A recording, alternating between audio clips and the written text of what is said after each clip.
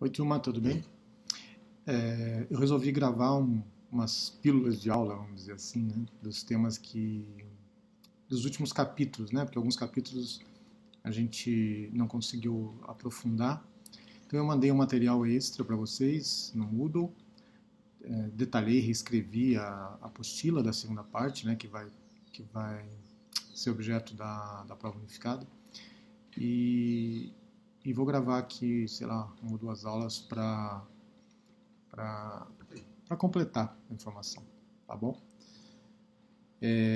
No capítulo 5, né, que fala de medidas de avaliação de desempenho em produção e operações, então vou falar um pouquinho disso agora. Né?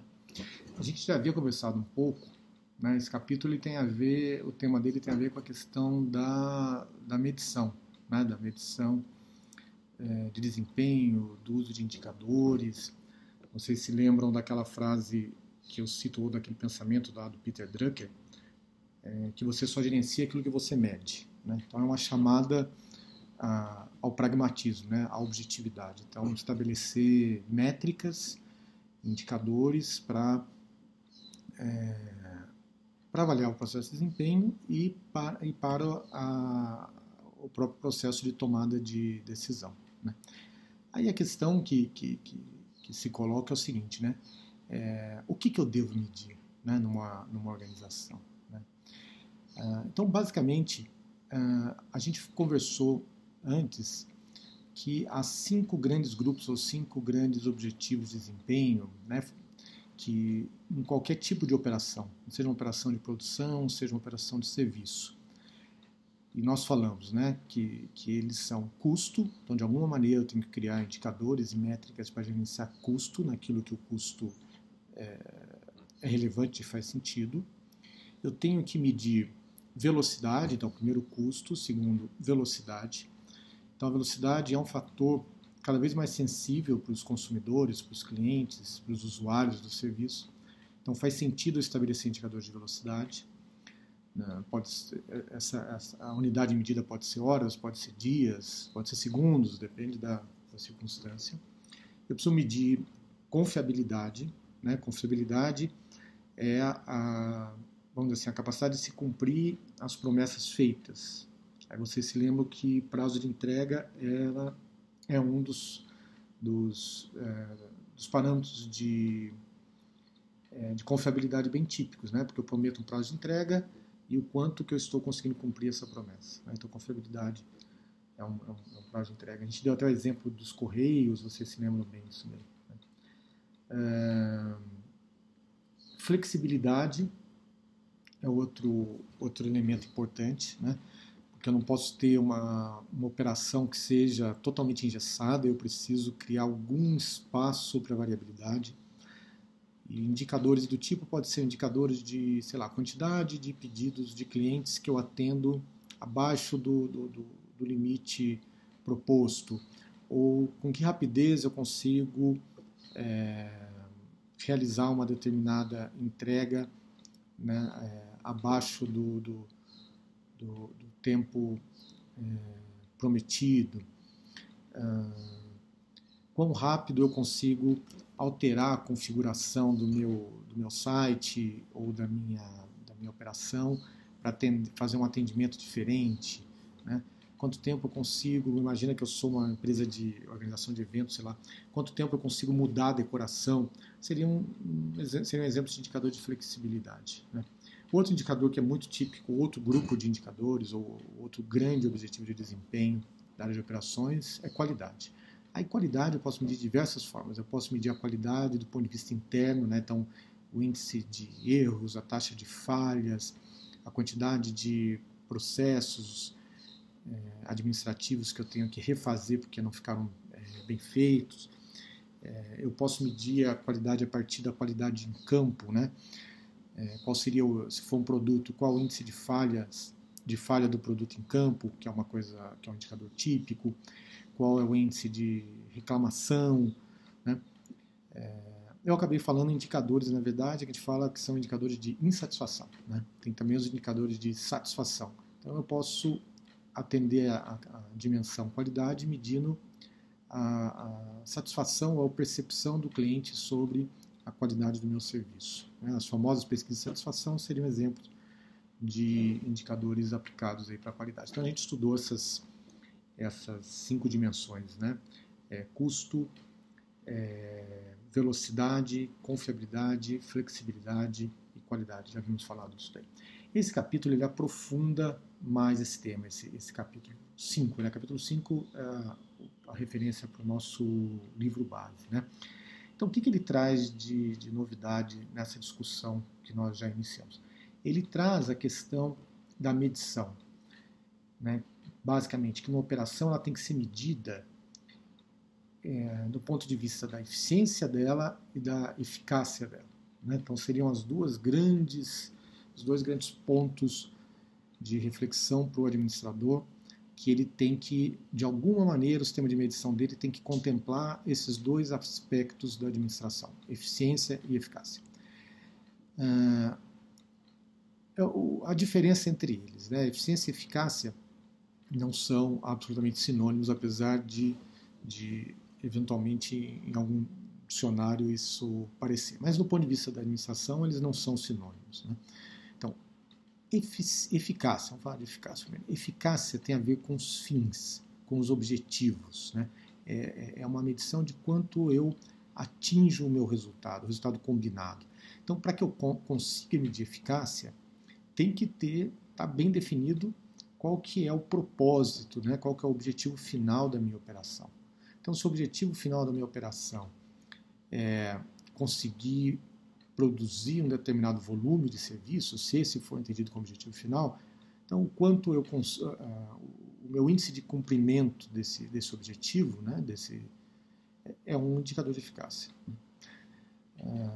A eficácia costuma também estar relacionada, obviamente, à satisfação do cliente ou do usuário ou do cidadão, né, se for administração pública.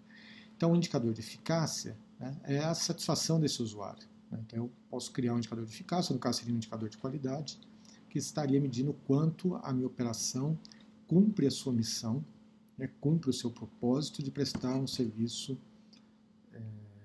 adequado, né, que o usuário fique satisfeito. Então, eficácia, né, de forma metafórica, eu poderia dizer que é fazer as coisas certas. Né? Então, uma organização é eficaz, uma operação é eficaz quando ela cumpre o seu papel, ela faz o que se espera dela. Eficiência. O que é eficiência? Eficiência, ela tem a ver com os meios. Né? Ela tem a ver com uma questão de se fazer as coisas da melhor forma possível, né? Ou da forma mais otimizada possível. Seria uma boa interpretação. Então, a eficiência é fazer as coisas da forma certa. Né? Então, a eficiência está sempre relacionada, de alguma maneira, à questão da otimização, né? Do uso racional, do uso do recurso, né? Qualquer que seja esse recurso. O que se fala, o que a gente pode falar sobre esses aspectos? Os dois necessariamente caminham juntos? Não necessariamente. Né? O que seria um problema. Então, não dá para criar indicadores que só cubram a questão, o aspecto de eficácia, dimensão e eficácia da organização, nem tampouco eu posso criar indicadores que cubram só o aspecto de eficiência. Então, eu tenho que, quando eu estou constituindo o meu conjunto de medidas, né, e meu conjunto de indicadores, eu preciso avaliar. Bom, eu estou cobrindo eficiência, estou cobrindo eficácia, os dois aspectos estão sendo tratados no meu sistema de medição. Né? Então, é essa reflexão que tem que ser feita. Né? Eu posso ser eficaz, quer dizer, eu posso atingir os objetivos, minha organização cumpre o que foi prometido, ela é eficaz, mas ela faz isso a um custo altíssimo, ao custo de muita energia, de muito estresse, de muito dinheiro, de muito tempo, de muitas idas e vindas, de muitos tropeços. Então ela é eficaz, mas não é eficiente. Né? Tudo acontece com muito sacrifício. E eu posso ter uma organização, por outro lado, eficiente, que não é eficaz. Aí seria aquela organização que, de alguma maneira, ela se tornou, a gente pode dizer assim, burocrática. Né? Quer dizer, ela faz tudo direitinho, ela é econômica, ela cumpre o previsto e tal, só que no final da história ela não dá os resultados esperados. Né? Não atinge, por exemplo, as metas financeiras, não atinge uma certa capilaridade esperada, né, uma amplitude esperada, ela não chega a todo mundo, por exemplo, ela faz todas as entregas, mas o usuário, no fundo, não fica satisfeito com o serviço prestado ou com o produto produzido. Então, ela foi eficiente, por um lado, mas não foi eficaz. Então, as duas precisam andar de mãos dadas, mas nem sempre isso acontece naturalmente. Tá? É papel do administrador fazer essa conexão, né? Ter um olhar sobre essas duas dimensões importantes. Bom, um terceiro elemento para os nossos conceitos aí de medidas de avaliação de desempenho. O conceito de produtividade, que é um dos conceitos mais, diria, fundamentais para o administrador, né? A administração, em geral, ela está ligada intrinsecamente à questão da produtividade. O que é produtividade? Né? A produtividade é uma medida de eficiência, de alguma maneira. Né? Ela tem a ver com os meios. Né? Ela é uma medida de eficiência mais relacionada com uma visão mais econômica.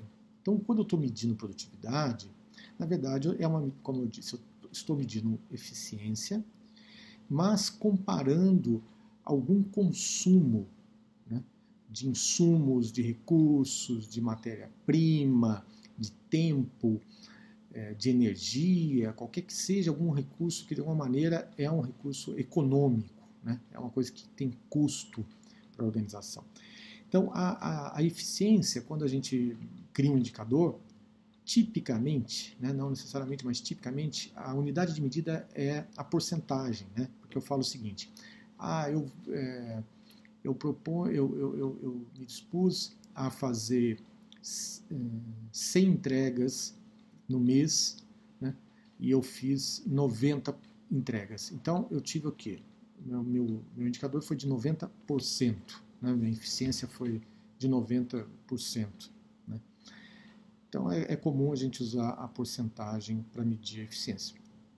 Quando a gente está medindo produtividade, né, essa derivação da eficiência, o indicador não é porcentagem, é sempre alguma coisa que a gente produziu em relação a alguma coisa que a gente consumiu, que é a definição básica de produtividade. Né? Produtividade, então, é a relação entre as saídas de uma operação e os recursos que foram consumidos para aquela operação.